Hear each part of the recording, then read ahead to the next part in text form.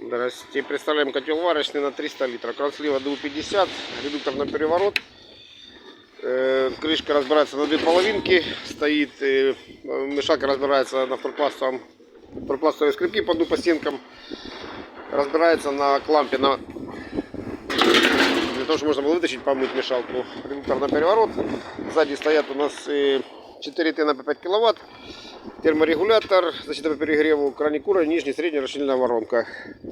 Исключение сетевой кнопки. Здесь, значит, температура продукта, температура рубашки.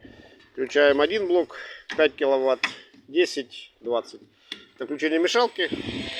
Регулируется либо быстрее, либо медленнее. Либо в одну сторону, либо в другую. И стоит защита по перегреву. То есть по повышению температуры сработает защита по перегреву. То есть сработает авария. Все, котел готов к работе.